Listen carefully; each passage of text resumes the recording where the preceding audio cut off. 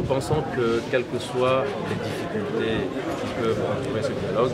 il est important de donner toute la chance à ce dialogue parce que c'est une solution de sortie de crise de façon pacifique. Et par rapport à cela, nous invitons vraiment l'ensemble de la nation congolaise, la population, mais également les acteurs politiques, et même la médiation, à tout mettre en œuvre pour que ce dialogue aboutisse et réponde aux véritables aspirations du peuple congolais. Donc en termes d'annonce, nous allons adresser un document officiel à tous les acteurs qui participeront à ce dialogue afin que les éléments essentiels qui ont été exprimés par le peuple togolais depuis plusieurs mois, ces éléments soient véritablement pris en compte et que ces éléments figurent dans le document final qui sera signé. Il s'agit bien sûr du retour à la Constitution de 1992, de la mise en place d'un gouvernement de transition qui permette de mettre en place tous les éléments contenus dans ce qu'on appelle réforme constitutionnelle et institutionnelle,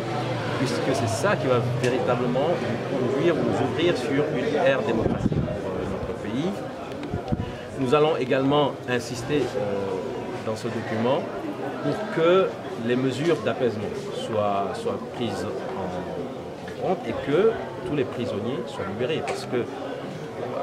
si nous voulons aller à ce dialogue avec un esprit totalement apaisé, avec un esprit rassuré et avec la forte conviction, la ferme conviction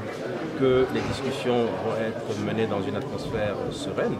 il est important que les gens qui sont abusivement arrêtés depuis des semaines, depuis des mois et depuis des années soient libérés. Et enfin, le quatrième point. Bien sûr qu'on puisse proposer au peuple togolais le schéma d'alternance que tout le monde attend, puisque nous sommes dans un espace communautaire, nous sommes 15 pays, 14 pays ont connu cette alternance, et il est impensable que le dernier pays, le Togo, ne soit pas au diapason, ne rejoigne pas les autres pays et que l'alternance ne soit pas effective au Togo.